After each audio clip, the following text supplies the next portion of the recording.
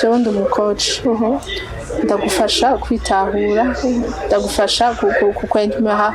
kwita amazina ama obstacle ndagufasha kwidekuva gushika ahandi hantu iyo ushaka gufasha umuntu uramwumviriza ukamubaza ibibazo bituma wenyene atora solution atora hari block hariho ubwoba nkumvira ati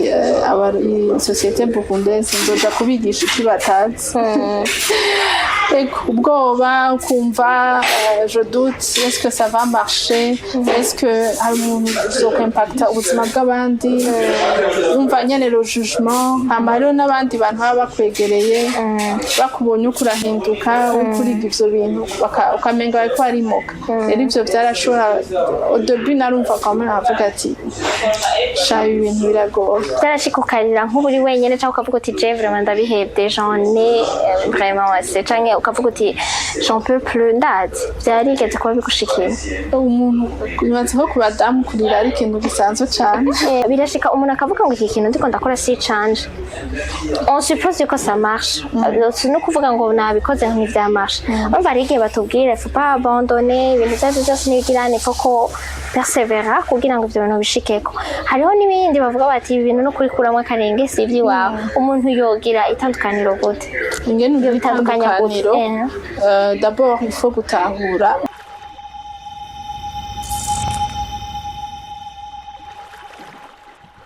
turi mu kwezi kwa gatatu turi mu kwezi kwa ntwarane ukwezi kw'abakenyezi uyu munsi kuri BI tubazaniye umupfasoni mwiza asa neza aberewe agomba atuyagire iki kiganiro kirashobora gufasha ubuzima bw'abantu benshi atubwire no mu leader no mu coach arafasha abantu benshi mu buzima uko bivanye n'ivyo umwe wese n'ivyo ashaka gukora nashaka rero ndabasabe mube kumwe natwe bivanye n'ivyo amaze kurangura bivanye n'ivyo amaze gukora araza kutubwira ivyamufashije kugira ngo abe wari uno munsi araza kutubwira ivyatumye uno munsi agera hageze hanyuma yongere atubwire iyo bishitse agafasha abantu bigakunda niyo vyanse ingene bigenda nagomba ndamuha ikaze cane kugira ngo dushobore kuganira atwidondore yidondora bariko baratwumviriza hanyuma dushobore kuganira urakoze cane Gloria nitwa Claire ya Mundu ndi umucoach formatrice conférencielle membre de John Maxwell Leadership abandi mu fondatrice wa Grow Intent fasha ndi umucoach fasha ama entreprise bifuza gushika ku rundi rugero bavuga ati jewe mbona umenga aho nabwizwa kugera so tugera production réussite dufise nihwanye n'ivyo twifuza abafasha gutahura ikibazo n'ikihe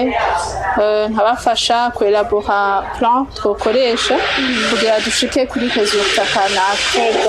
ndafasha n'umuntu individuellement abadamu abagabo umuntu wese yumva yuko hari uno munsi atari yabwizwa kuba amufasha kurondera niki gitumye d'abord ndagufasha gutahura wifuza kuba hama tumaze gutora wifuza kuba tukarondera igituma nikikubujije kuri uwo muntu ubwo bufise ibibazo bikublotse hama tugashika kuri resultat kanaka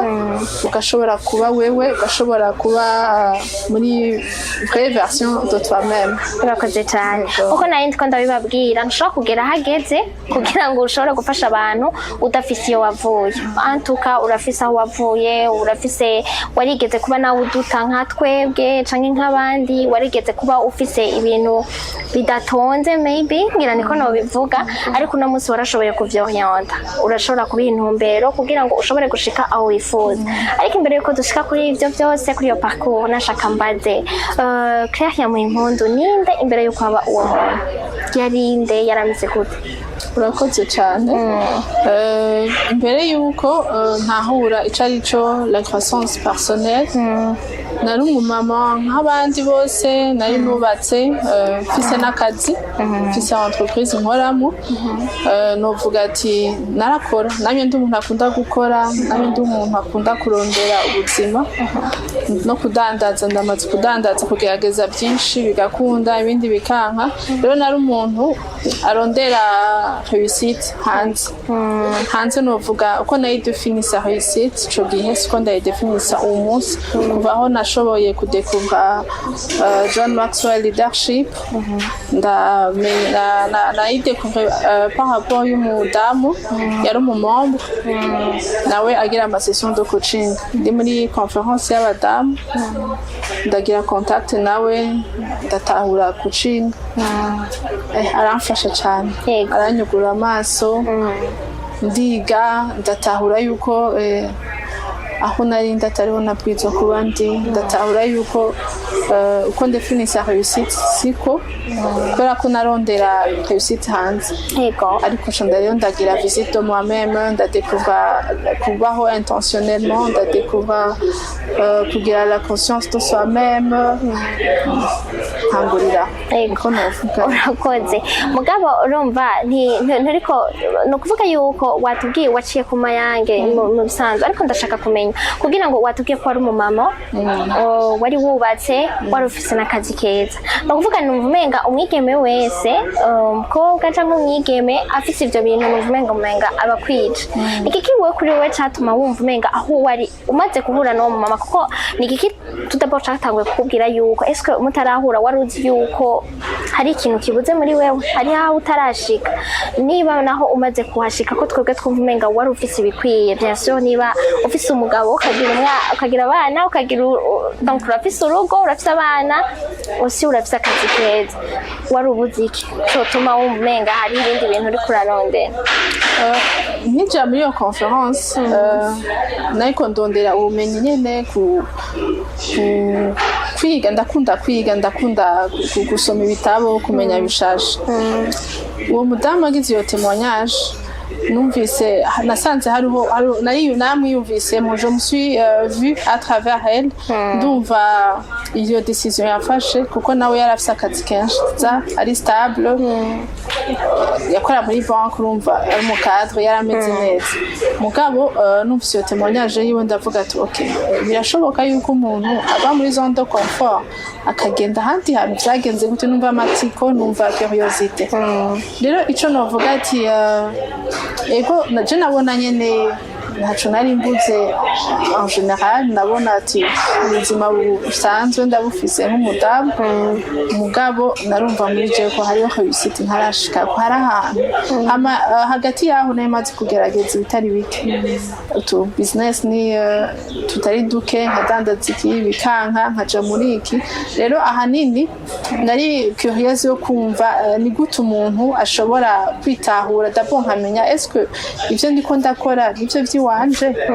muri iyo curiosité yo gushaka kumenya yabigenjeje gute, kubera iki ni gute yavuye mu kazi yari afise kandi kari stable, akaja kuba umucoach, akaja kugira accompagnement, akaja kugira impact mu bandi bantu. No kuvuga ko mu cadre yaravuye mu kazi yarasanzwe office aragaheba aja kuba umucoach. Mugabo urumva ça a pris du temps, yari yubatse, yabikoze umwanya umwe, yari yubatse. Rero naho natanguriye ndaja muri zo coaching. Umaze kubitahura wavuye usanga by'ukuri waravuye utora ca kindi waciye usanga ari giki? Maze gutahura nasanze en fait no byitango je subissais la vie, nta plan nari mfise, uretse iyo routine nyene nakorera umuntu nkagira tu business tunaka, ubwo nta business nariko ndakora, mvuga ati narabanje ndicara ndamenya est-ce que il y a ligne avec mes valeurs. Rero nagize découverte, sinari bwigere nicara ngo mvuga ati Claire quelles sont ses valeurs, est-ce que uko mbayeho biranye n'amavaleur yanje. Sinari bwigere nicara mvuga ati Claire est-ce que degré de uko numva ahantu ushaka gushika ndahari. Ça m'a permis yo kugira plan, ndadécouvra ko umuntu arashobora gukora, udashobora gutravailler indani muri jewe, nkadepasa ubwoba, nkitahura, nkamenya ingene fonctionne, hama nkavyalinya n'ubuzima bwo hanze. Ok, merci beaucoup. Watubwira muri make muri make donc ubwana bwawe kugira ngo ushike ngaho hose wotubwira muri make ingene wari umeze ubwana bwawe? Ubwana bwanje nakuriye mu muryango w'ifamille nombreuse, ndi umwana muto mu bana 10 urumva twari benshi, nagize abavyeyi beza, nta kintu novuga ko alarmant nabayemo muri jeunesse. Gusa maze guheza ishure secondaire nkaja kwiga université, nayize hanze y'Uburundi, hanze y'igihugu. Ahantu kintu kinini novuga cagize impact ni umwanya namaze mba mu mahanga, byaranyuguriye amaso, ndabona ati hebwa amasense yose, naraciye ubwenge, niho nigiye kudandaza, niho ahantu hanini quand même nagize ambition yindi. Ukivino wari umeze gute umaze kuja hariya, byari bimeze gute? Nk'ibintu urabona kwa papa na mama, nari mbaye nk'umunyeshuri nyene asanzwe, mfise amareve ego, muga amareve ari par rapport à ibyo mbona hafi yanje. Rero maze gushika hanze y'igihugu, narabonye ukundi kuri, ndabona ati reka ubuzima je dois prendre ma vie en main. Niho rero natanguriye kugira kumva ashaka kudandaza, hama mu nyuma ndataha, ndaba mu buzima bw'urugo, ndadekuvura ibindi. Nta kintu rero wowe urumva muri ivyo vyose, haba mu donc uvuga uti hari ikintu co mu bwana, kuko hari igihe umuntu aba ari muto akavuga ati jewe ndafise aya mareve, peut-être uragenda araguka umaze gukura, ariko ugasanga uri muto hariho ibintu wari ushaka gukora, wowe waciye ubihindura vyose canke hariho ivyo yari base warabidugiyemo? Nkiri muto narakunda papa wanje cyane, kandi nkabona ari umuyeho, yaradandatse, numva ndafise nyene amatsiko yo kumenya badandaza gute. Tune ko turaganira, yarakunda kuvuga ibintu by'amahera, avuga atwigisha nyene ati iyo ihera ginje kirazira ko risohoka. Rero ikintu novuga nakumukuye ko hanini kwifuza kudandatsa, ni navyo nibaza ko byantumye ngerageza utuntu twinshi. Ego. Ok. Byarigeze gushika ukaduta tes valeurs en tant que femme? Yego, hariho ibikomere nahuye navyo muri parcours yo mu rugo, hama na société burundaise kenshi abadamu ntitworohereza. Iyo mama ari ambitieuse, ifise aho ushaka gushika, hariho ama valeurs menga barashizeho pour toute la femme. Ivyo hari igihe byanshika nkumva voma yuko ndi hasi, nkumva ko emotionnellement birankoze. Ukatubwira nka kayi genre basi nawe utokwinjiramo cyane, ukatubwira nk'ico kintu cakutuma uduta bivanye n'ivyo nyene waruvuze société burundaise niyo ka nk'ibi byo kuba umukoci, hariho ubwoba, nkumvira ati société burundaise ndoja kubigisha iki batazi. Ubwoba, ukumva je doute, est-ce que ça va marcher, est-ce que hari umuntu uzokw'impacta ubuzima bw'abandi, umva nyene le jugement. Hama hariho n'abandi bantu baba bakwegereye, bakubonye uko urahinduka, ukuriga ivyo bintu, ukamenga bariko barimoka. Rero ivyo vyarashobora, au début narumva quand même avuga ati sha ibintu biragoye. Byarashika ukarira nk'uburi wenyene, cyangwa ukavuga uti je vraiment ndabihebye, j'en ai vraiment assez, canke ukavuga uti j'en peux plus, ndazi? Byarigeze kuba bigushikira? Umuntu yubatse ko ku badamu kurira ari ikintu gisanzwe cyane. Yego, byarashika novuga kubera kuruha, kuremerwa, akazi, kujera abana, kujera izo rêve zo kuba umucoach, kwiga kuko nariga le soir nkagira amakuru en ligne. Hari igihe vuma numva ndemerewe, nkabura nkumva mwanywe nohagarika nobiheba, ariko kubera nyene ka kantu k'indani, ya ambition ya novuga gute, ni nka ca kintu nisezeraniye muri jewe, nkasubira nkavyuka. Sinumva ngo ni ibintu vyoroshe, uravyuka ugafata izo decision ngo bigaca bigenda ngo vyoroshoya, uragwana kuko urumva ubusanzwe ufise n'izindi habitude, ni uguhindura habitude, ni uguhinduka vyinshi. Watubwiye yuko kugira ngo click genre ikintu catumye kideclencha ibi biri muri wowe canke ivyo ushaka gukora, ico uriko urakora uno munsi, harabayemo umuntu mwahuye muri conference aragira témoignage, hanyuma arabugurura amaso bimaze kuba byoba byabaye ryari ubimazemo igihe kingana gute wabikoranye gute n'akandi kazi wari usanzwe ufise ako kandi kazi waragaheje canke warabikoranye byose urabibandanya iyo déclic yabaye en 2023 niho hari muri octobre 2023 nagiye muri iyo conference hama nyuma yaho naragize réservation ya session de coaching avec cette femme ndatangura arangira ama coaching nyene niho natanguye kumenya byinshi nyene ngenda buke hama en juin 2024 niho narinjiye muri John Maxwell Leadership ndatangura ndiga ndagira ama formation muri ico gihe cose donc urumva kare twavuze ivy'ubuzima by'iwawe bivanye nuko uburi umaze kugira ivyo bya coaching ugatangura kwiga apana utaraba wo mu coach nta na rimwe vyigeze bigushikira ukibaza uti none ibindimo ni biki exactement cyane gose d'abord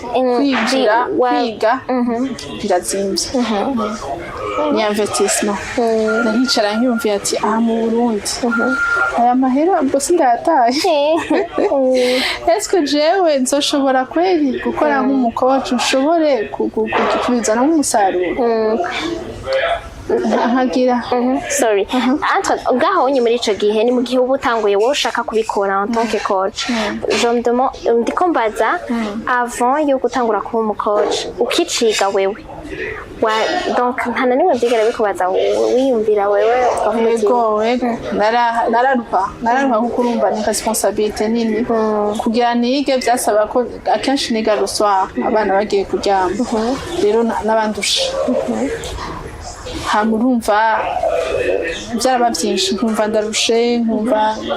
mu gatondo nkiyumvira umunsi w'ejo hagati yo gufata umwanya nkiga no kwiyumvira ingene ntegura umunsi w'ejo abana akazi byari byinshi vraiment byari byinshi hariho n'amakuru wasanga aba vers 17h nkiri ku kazi canke ngiza gutora abana donc hari amapel nafatira mu ibaraba mu modoka nkagenda ndumviritse waraba concentré none nk'uri kurabikora gutyo uraba concentre ukavuga uti oui donc cyangwa ubikora juste kugira ngo ubikore tout simplement nuvuga kuba concentré naraba concentré mugabo urumva nka appel witabira uri mu modoka ugiye gutora umwana sico kimwe niyo witavye wicaye mu biro canke le samedi naragenda nko mu masale canke nkagenda ku kazi sanzwe nkora ni concentre rero niba vyorosha ariko urumva iyo uzi ico urarondera ufise wafashe iyo decision birakunda. Okay, merci beaucoup. Rero nashaka umbwire rero ku kintu cerekeranye na abantu benshi turumva aba coach kugira kenshi tuvyumva donc hari umu coach hari umu thérapeute hari umu psychologue nashaka uduhe itandukaniro ry'ivyo nk'umuntu yoba atabitahura bitandukanye gute itandukaniro ry'umu thérapeute hamwe n'umu coach la thérapie rifasha umuntu ari bloqué par rapport ya passé ibikomere keneye gukira ivyo wahuye mu bwana canke mu ukuze ubwoba bigutuma bikubuza kuba la meilleure version de toi-même ariko umu coach agufasha umu coach mu dealinga na futur kazoza no kuvuga turicara nkagerageza gutahura aho uno munsi naho ushaka kugera iyo hari birashika tukaronka nk'umukiriya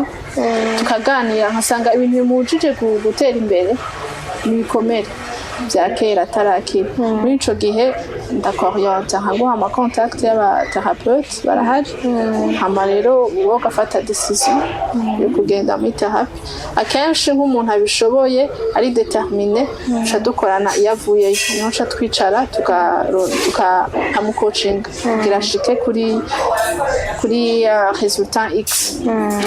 bifata nk'umwanya ngana gute kugira ngo ukoce umuntu en fait kugira ngo novuga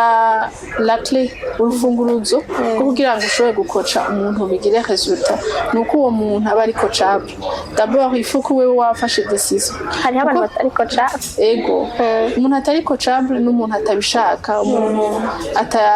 ataritahura yuko akeneye atazi na hari bloqué umuntu donc sishobora kukubwira ngo ndagufasha kuko mu kugufasha jewe sindakubwira ivyo ukora ahubwo ndakumviriza agufasha gutora aho uri block akwereka des stratégies zo gufasha kugira ngo ushobore gushika kuri resultat ushobore gushika muri kuco wifuza gushikako nukuvuga hagati yaho iyo weyo decision utarayifata igikunda yego muri ico gihe none umuntu iyo yakwitoye gakeke donc nukuvuga je hari abantu benshi ari igihe ugenda nawe ukabona nkuko nyene wowe wabitubwiye ukagenda wumva umenga ya quelque chose qui va pas hari ikintu kitagenda wowe uravyumva ko hari ikintu kitagenda mugabo ntubona exactement aho kitagenda ntubona muri ico gihe uwo muntu aje donc urabimukuramwo bivanye n'ingene umwumviriza bivanye n'ayo maformation ufise niki hanyuma ugashobora kumufasha yari yaje atazi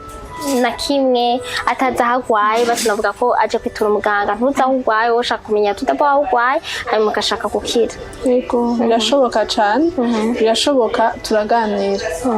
nkamubaza ibibazo bituma refreshisa bituma dutora skinova pas réel bishobora gufata umwanya ntidushike kuri iyo solution muri session ya mbere canke ya kabiri muga akenshi yo tuganiriye nkakuhamena aske ukomunika uvuga birakunda yari umuntu atazi gukomunika ni bukebuke ni umva turapersonaliza coaching ndayipersonaliza par rapport ya wewe par rapport y'ibibazo ufise yuri ko bariho nka kanya umukiriya goba umaze gutreta yakumartse uvuga uti iyi nye vraiment iyi yaramartse ni ushaka kutubwira yoba yara uvuga uti iyi nye yaramartse kubera amareason aya cankaya mugabo byaheze bigenze neza yego cyane hariho kayo umudamu uwo mudamu yari umugenzi twari tuzeye kuva tukiri abana hama arahura n'ibibazo bitandukanye nyene umunsi jewe anyiturako twaricaye turaganira mu kuganira nsanga koko arakeneye kuja muri therapy ndamurangira ndamuha contact aragenda muri therapy arabishiramwo yarafashe decision vraiment arabishiramwo ishaka aragira therapy arayiheza hama aragaruka agarutse yarafise business akora mugabo akorana n'umushinga ntawe wiwe turicara turaganira nsanga ahanini ikintu kimujije gushika kuco yifuza gushikaho hari nko guherekeza no kuvuga umushinga ntawe wiwe bamenyanye hari ivyo akora arabijamwo arabimwigisha arabishobora mugabo dusanga donc siho yabwirizwa kuba si washaka kuba gituma pourquoi elle m'a marqué nikora ko elle a pris le courage aragenda araganira n'umushinga ntawe wiwe arabimustahuza arabimuganiriza gushika umushinga ntawe wamuhurugusha bwo kwidekuvra ko gutangura ivyewe araza turabandanya coaching uyu munsi tuvugana ageze kure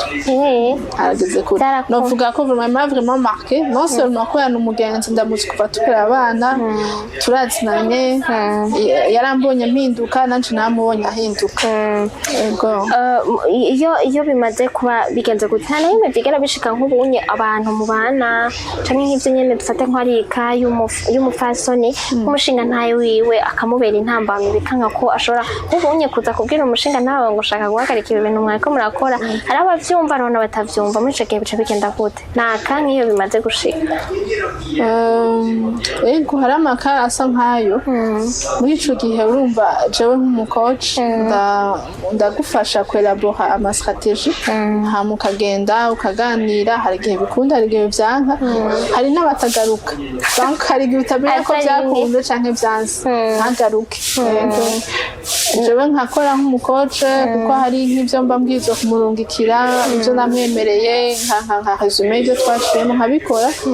iyo atagarutse urumva ndarindira muca mugirana ubushuti bumeze gute kugira ngo ugume uvugana n'uwo muntu kandi umuva nibaza kugira umwakompanye nuko muba mu bishuti cyane gusumba canke haguma mugira relation imeze gute exactement n'umukiriya wawe? En fait biratandukanye navuze ko nda personaliza umukiriya wese hari abakiriya de nature usanga ari abantu bari extraverti umuntu asanzwe aganira n'umuntu yunga ubucuti facilement urumva biroroshe ko ubona umunsi wahamagaye akansaba n'uwaronka umwanya tuzosangire tuganire gutugusha hakaba n'uwundi usanga relation strictement kuri ivyo duhuriye ko nta bugenzi twa créer araza tukaganira ari ama technique na mwemere ndamurungikira ama référence y'icasoma y'iki nkaye murungikira akanyishura donc novuga tura personnaliser ama wumve ko abakiriya ni ba bantu nyene ni abantu dusanzwe duhura mu buzima busanzwe hari uko umeze hari uko umeze uje muri coaching ntibiza guhindura temperament yiwawe si je me dis numva usanzwe uri umuntu yugurutse wugurutse uri umuntu ataganira cyane guma uganira cyane iyo bibaye muri kanaho bikaba genre ntibikunde birashika uko nabigusiguriye ni determination ni decision ufata hari igihe rero umuntu usanga yafashe iyo decision mugabo ntibiragenda neza cyane rero uwo muntu nkamufasha session imwe zibiri ya gatatu ugasanga ntagarutse birashika kandi cyane bro hanyuma ukate ukamubwira uti kubera urumva bari umukiriya wawe nawe je me dis ko uronse umukiriya chaque fois aje urinjiza akantu iki urashobora kumubwira uti nukuri ibi bintu mbona wowe kuri wewe kuko niyo twiga amashuri hari igihe wiga ishuri bikakunanira urashobora kumubwira uti wewe ibintu urimo vraiment nawe nibi nyene apa ivyo ukora nibi byo kuza ngo muri ngo ndagucoaching canke kisa ntibikunda wowe uravyirekera canke peut-être urondera uwundi muntu ivyo ntavyongera kubera jewe ndi umucoach ndagufasha kwitahura ndagufasha kukwemera kwita amazina ama obstacle ndagufasha kwidekuva gushika ahandi hantu je pas le droit yo kukujuja kandi muri coaching kirazira kujuja umuntu uko ntuko uramufasha en fait iyo ushaka gufasha umuntu uramwumviriza ukamubaza ibibazo bituma we nyene atora solution atora hari block umvugiye kumujuja wobaye umwisha ahubwo ufasha nabi cyane ufasha abagabo gusa canke n'abapfasoni gusa canke uravanga harimo ama entreprise biba bimeze gute no fasha umuntu wese umva ari bloqué akeneye coaching ashobora kuba ari umugabo ashobora kuba ari umugore fasha ama entreprise hariho nk'umukoresha avuga ati jewe ndabona yuko mu bakozi banje hari ikibazo muri collaboration muri communication ni batahurana akampamagara nkafasha equipe ndafasha ama organisation donc groupe yose physique nihuriye ko kandi ifise objectif imwe no kuvuga ko ico gihe dufate nko bari entreprise ufasha umuntu individuellement cyangwa ubagirisha bose ari equipe akenshi ama entreprise ni equipe hariho système nkoresha yitwa ama jeu de carte de leadership tuyakina turi nk'abantu 10 même 6 kenshi ama société n'ivyo dukorana kubera muri ayo makarte ni harimo ibibazo tubazanya bigatuma utahura igituma relation yanje nawe witakiragenda kuko yabwirizwa kugenda kenshi rero iyo niyo approach nkoresha n'ama société hari ikintu wavuze bavuga ngo catumye numva no kubaza gute umuntu ashobora kuba ariko arakora nk'ikintu akavuga ati ibi inye bireva rero uriko urabikora birashika umuntu akavuga ngo iki kintu ndiko ndakora si change on suppose que ça marche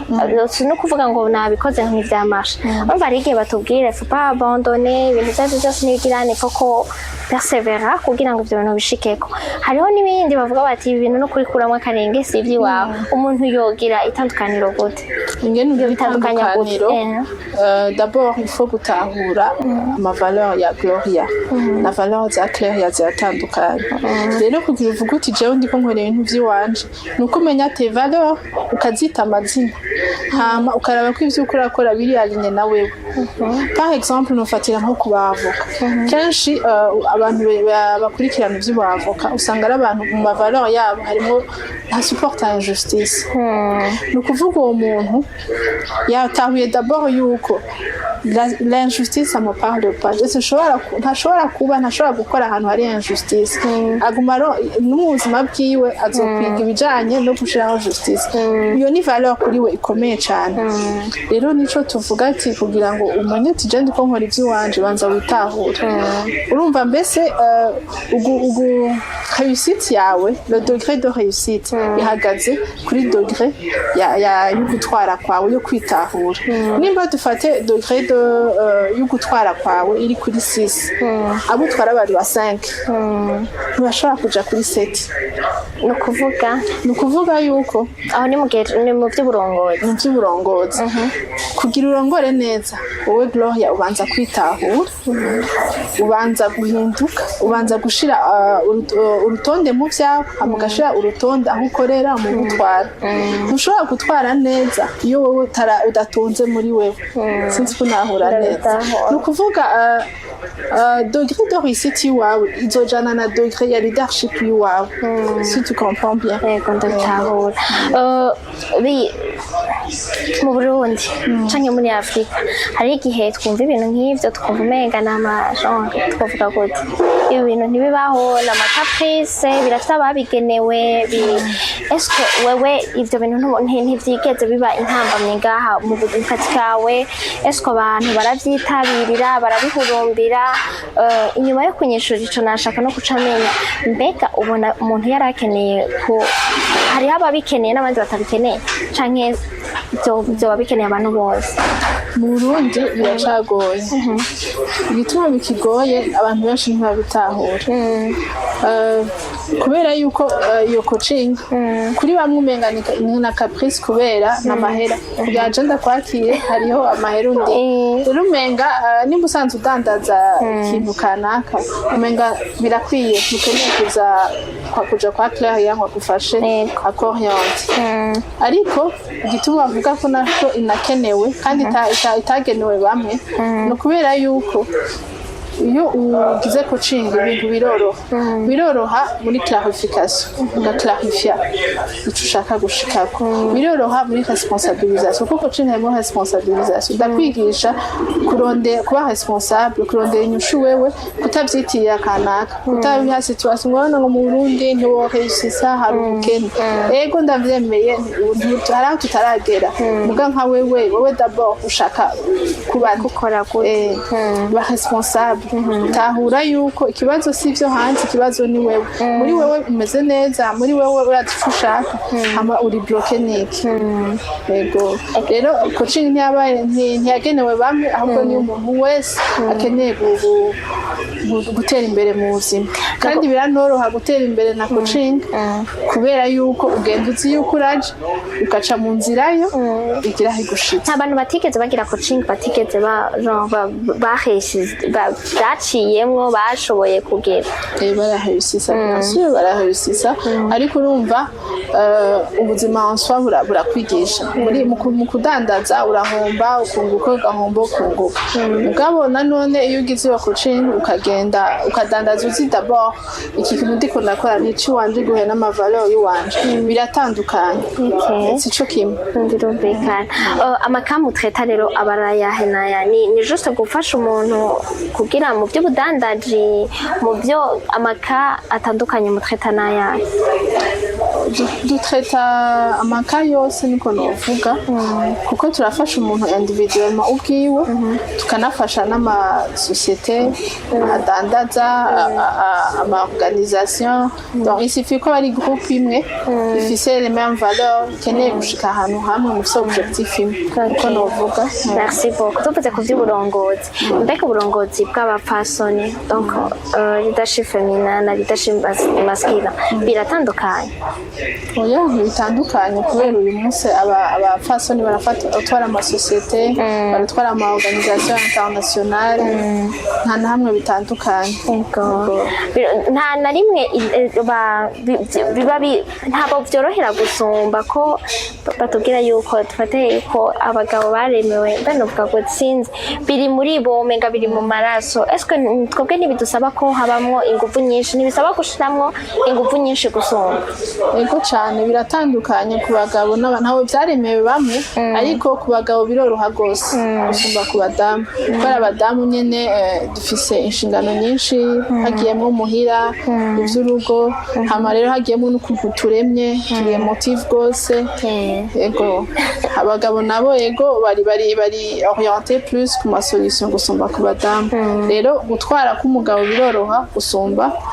ku mudamu ariko turabishobora turabishikako ibintu byose ni determination kugira wabivuze ndiyumvira yuko ibintu byose nk'ibyo uri kuravuga kugira ngo ushike ahantu ushaka haba hari ibintu byinshi wahevye ibintu byinshi bya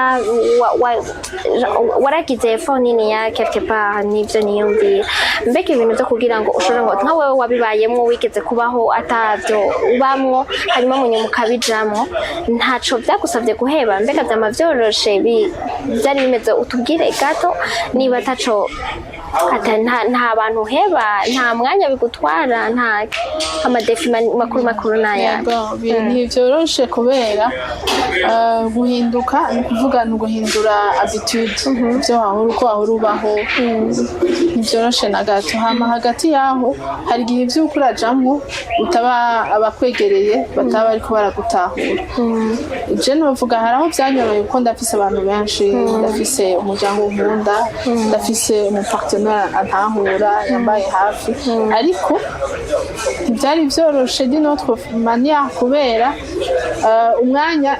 nta mwanya wiyongereye umunsi wagumye uri wawe wundi ama responsabilité aba menshi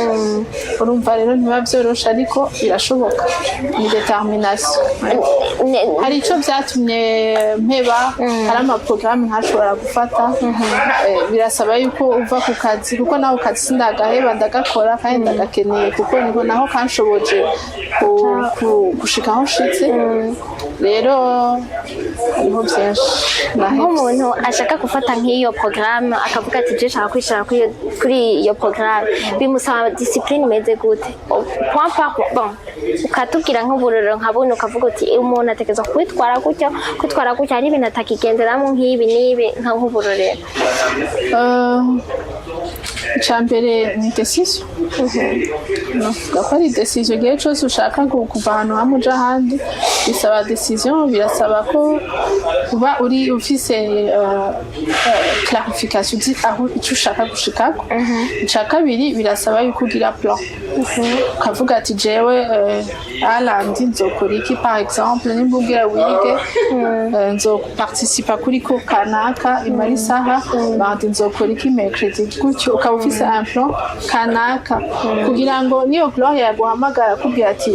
mfate voyage ntuzumukurikire kubera ko jewe landi ndafise programme yindi hama uretse iyo plan birasaba no gushira ubwoba kurengera ama obstacle arahari sinovuga ngo ngutanguye ngo biba vyoroshe hari igihe uvyuka wumva atavyo ushaka hari igihe hari ibindi bibazo duhura nyene bidahuye n'ivyo dukora la famille niki hari igihe haba utubazo twinshi hari igihe ugwaza umwana hari igihe ibi na biriya rero birasaba kuba uri determine ukihangana ivyo uriko uracamwo hama ukaguma uri fixe kuri objectif yawe en tant que femme turi mu kwezi kwa mars bambabarira abandi twabavugiye niki uri kuraraba abapfasoni bafise surtout aba mu Burundi cane zibabuza kwa avancer nka en tant que coach kandi nk'umurongozi nizi akenshi n'abadamu babuza gushika kuvyo bifuza novuga no gusanzara like ushaka gukora ibintu byinshi alafu ukaba hari umudamu wumvise yakoze projet kanaka hari akarakora iki ukamenga donc ugashaka kuba hose ikintu no conseil abadamu twige kuba concentre kuri objectif imwe kubera il est vrai turashoboye turi powerful tutanga ubuzima Imana yaduhaye ingabire nyinshi mugabo iyo udashoboye kwikoncentra ku kintu kimwe ugira aho ugishikana usanga byinshi byapfuye nico no conseil abadamu kandi turashoboye kabisa. Okay, merci beaucoup. None gakeke sinobivuga byose ngo ndabimare ntitwobimarira ngaha byose. En tout cas jewe yari juste kugira ngo tumenye exactement ibyo mukora, tutandukanirize coaching na ibyo by'uburongozi, udutandukaniriza kuko hari abavyitiranya kuvumenga mugabo nibaza yuko umuntu ntashobora kuja muri ngo bamukoce kugira ngo ashobore kwavansa ativuje niba afise ama block quelque part. Birabaho utangurira muri coaching mukaja kwivuza après. Bon nibaza ko thérapie ari kwivuza. Kenshi biba byiza iyo ushoboye kwitandukanya n'ivyo bikomere kubera en fait ibikomere bikubuza kuba bikubuza kuba la version de toi-même. Nukuvuga n'ivyo ushaka n'ama rêve yawe wamusanga c'est par rapport ingene wumva muri wewe ibikomere vyawe. Rero ushoboye kugira iyo thérapie ugashikaho kuvuga jewe Gloria n'uyu Gloria Metsuko biroshe kwa avance. None muri ico gihe sisumva nibaza ko tutovugira kuri ico gusa naho twari muri coach urumva birakenewe ko umuntu akira tudabona nibaza yuko umuntu ntashobora kwa umuntu birashika agatera imbere afite ibintu byamubangamiye mu buzima canke vyagize ntibyaba biriko biramubuza ko kubandanya gutera imbere mugabo ntubeho neza nyene ntube aho kwizwa kuko hari abantu batera imbere batagize therapie batagize izo coaching ariko nukuvuga kubera ikwipriva gushika aho hantu heza hanyuma sisi ko nkaho ndagutaho uvumenga nimba Imana yaraturemye ikadushiraho ibyo bintu byose ikarema ubwenge abantu bakiga ugakora ibintu akora ibi paso privé. Tubikore ko byose tubiwe ko hama tube ubuzima bwiza kuko nimba Imana iraduhamagara. Nibaza rero yuko wobasigira nk'ama coordonnées yawe uwo yaba yainteresse ashobora kumva yuko ashobora kuba akeneye guhindura ashaka kuva hari agatera intambwe agashobora gutera imbere mu buzima nibaza ko musigira coordonnées kugira ngo bazokurondere babukinga amantose ubabwire n'ingene ukora. Urakoze cyane ndashaka kugiraho ntumira abadamu n'abashingantahe bawe barako turakeneye ko badushigikira karibu le 8 mars turafise panel y'abadamu tuzoganira ku bintu byinshi harimo abantrepreneur batandukanye amanajewe ndagira coaching individuel ndagira coaching ku ma entreprise ku muntu wese yumva yuko ari bloqué ahari so yabwirizwa kuba ku muntu wese yumva yuko uburongozi bwiwe hari ahantu butako burashika ndagufasha tugafashanya ugashobora gushikira muri réussite iri concrète bivanye n'ico wifuza gushikako. Kubifuza kubukinga ku réserva session de coaching mushobora kundondera kuri plus 257 68 617 884 mushobora kuntwara kuri WhatsApp mugashobora no kuntwara kuri appel direct. Ego usigaye tuca tuvugana par rapport ivyo wifuza ukabukinga session de coaching. Ego hama rero hariho n'akandi kantu twateguriye abadamu bazoshobora guhashika le 8 mars tuzokababwira hariho surprise pour les femmes. Ego bakubateguriye he ntiwabivuze?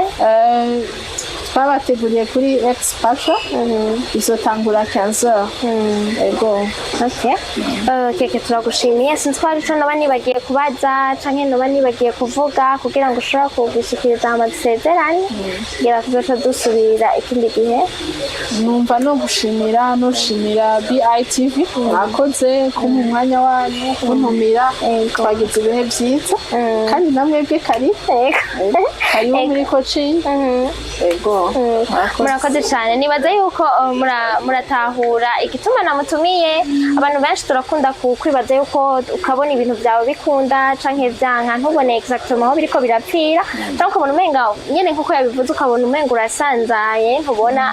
nanje ndimwo nawe urimwo waba wumva uri intéressé ntuzobure kumurondera ego hanyuma mushobore gukorana nibaza neza yuko kino kiganiro kizogufasha ukumva aho bipfira ukumva ingene wobigenza ukumva igituma ukwiye kuva muri iyo zone de confort yawe ukatera intambwe turagushimiye cyane rero hanyuma ndifurije ukwezi kwiza abafasoni bose nze mugire umugisha hanyuma nibaza ko mu gufeta twokwizera twokwibaza ndinde ko kindi ko ndafeta pas seulement gufeta hapa kumva ngo ni Robi Mars ukavuga kweri kijewe ntegeza gufeta navuye hengeze he nshaka kuja ego rero murakoze cyane mukaba Imana bane namwe abe mu byanyu no mu banyu